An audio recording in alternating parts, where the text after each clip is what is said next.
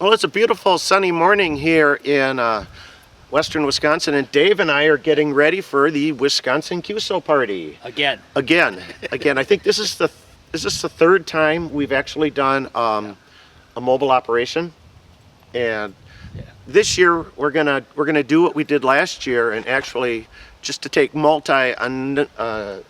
step further, and we're gonna do multi-transmitter, multi-operator mobile operation. MMM.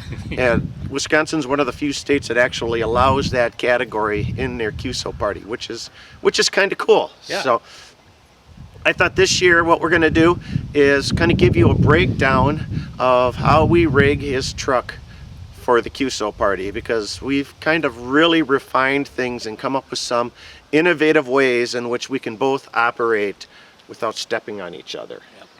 And our basic strategy is we're going to stay parked for long stretches in the counties, but in order to be a mobile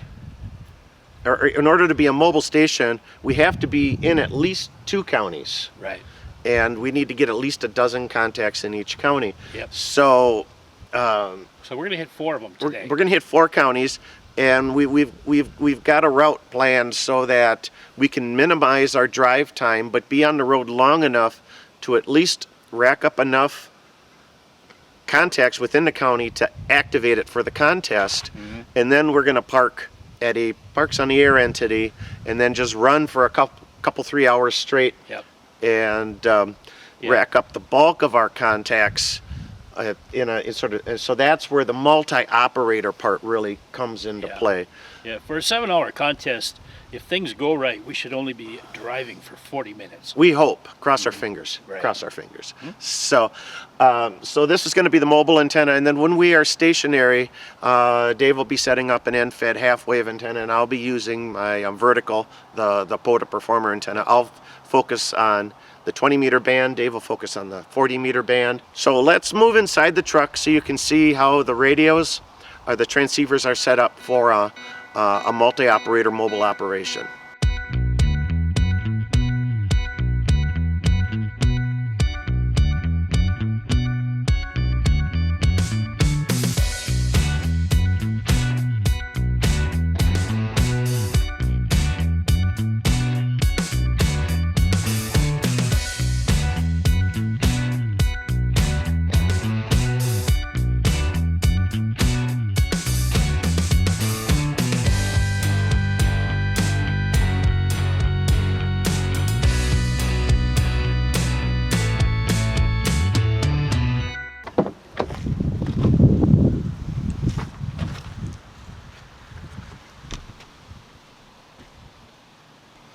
This is a little bit hard to see in the sun, but we've got 2 Yaesu FT-891 transceivers. This one behind the driver's seat is Dave's, and the one behind the passenger seat is mine. They're bungeed to milk crates to keep them in place, and then we've got the cabling set up for the remote heads in the setting on the console.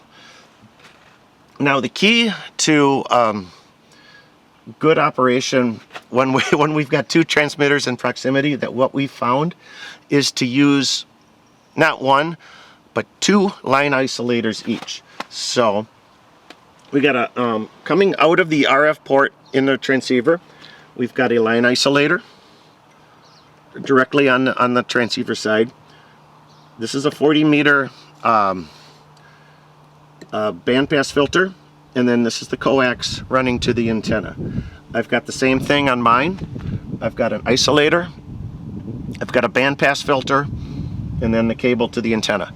And then at the antenna side where we connect, we'll have a second isolator to keep the carbon mode currents off the coax. We found that if we keep isolators on both ends of the coax, that greatly reduces the interference between the 2 transceivers.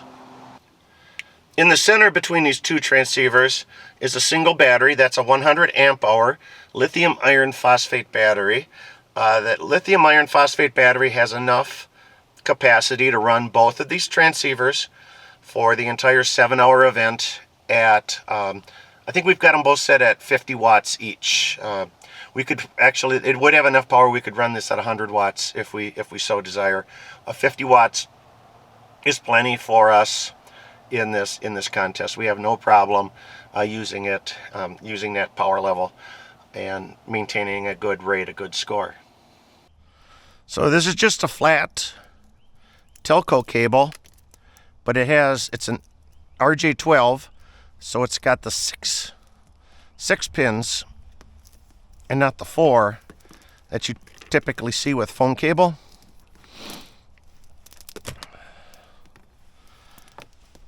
And that's what we need for the head.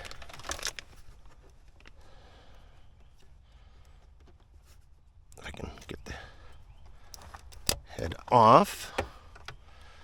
It's this little guy right here.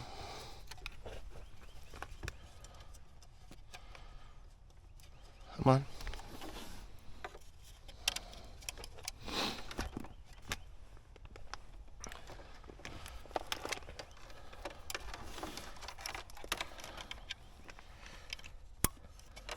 There it goes.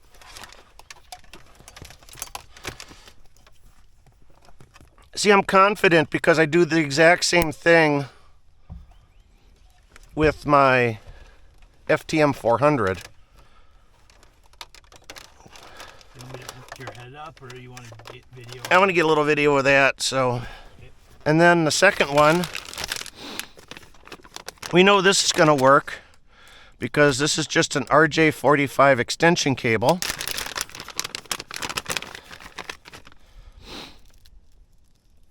And we use this already. Come on. Just a shorter length, so we don't have to remove the head every time I change microphones.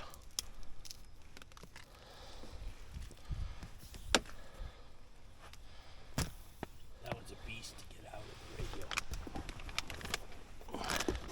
And that one goes, yeah, right here.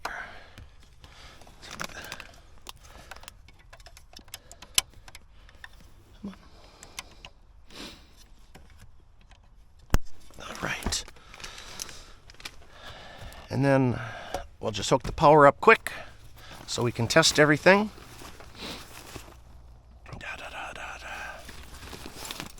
If I can find my power cable. There's a short power cable. Do you have a splitter for the power, or did we use mine for that? There's two, you only need a splitter if you need a splitter for your own purposes, because there's two jacks on here. Okay. Okay.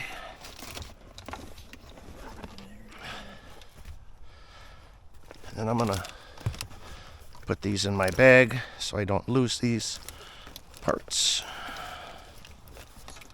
And let's go up front. Now this is where all of the action is, and we've got the two remote heads down low on the console from the transceivers.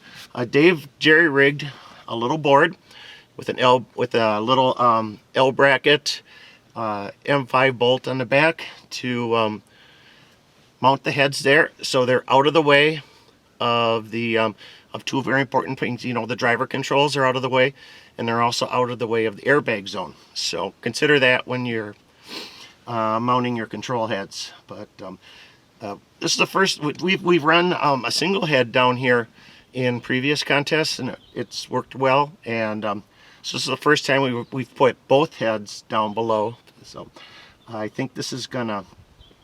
I think this will really be advantageous to us to be mobile and to have the heads in a secure location so that it's not bouncing around when we're on the road. And then to kind of finish things off, I'm running for headsets. I'm running the Heil BM17 dual side headset, and underneath by my feet there's a foot pedal to actuate the push to talk. There's a strip of Velcro on the back that sticks to the floor carpets, so it stays in place. So I have both hands free to log while I'm operating the radios. Now the last component in our setup is networking.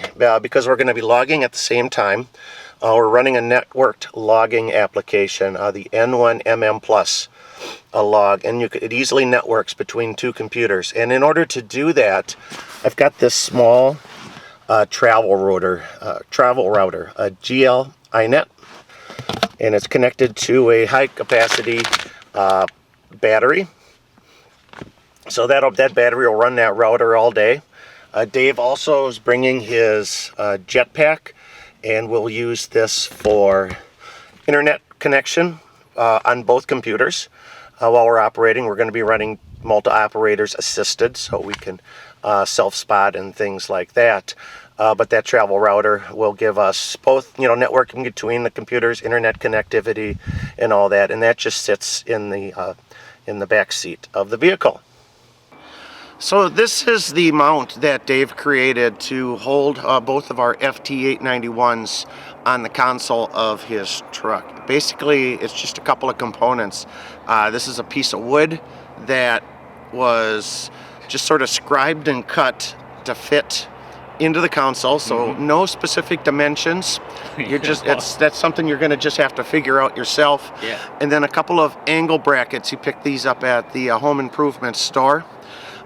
Bent them a little bit more so that they were at the proper angle for the head, and then just a little M5 screw to attach your head for the FT-891 onto the bracket.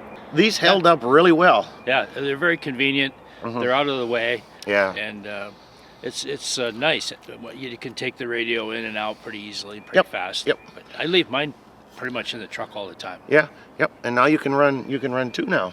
Yes. So, and not when I'm not in the truck with you. So. Yeah. Well, it was a concept that came from one of our previous QSO party things, because the first couple of years we had those big 891s sitting on the dashboard. On the dashboard, yeah. And that made it was dangerous, and it wasn't easy to operate. So. Yeah, or you're trying to balance the rig on the console, and and then one person's driving, and and it's sliding all over the place. So this secured everything inside the truck, and it made operation, I think, just a magnitude easier. Yeah. So this is that's a Chevy Silverado console. Every vehicle would be different. Yep, everyone's going to be So that's something. If you're looking to make something like this, you're going to have to do just a little bit of creating on your own to find the perfect fit for your console. Yes. So, that's our setup that we're going to be using for our mobile operations upcoming for our QSO parties. Questions, comments, leave them down below. I'd love to hear what you think about our multi-operator mobile setup in Dave's truck there. So, but for now, I'm Michael, KB9VBR. Very good. I'm Dave, KZ9V. You have a great day, 7-3.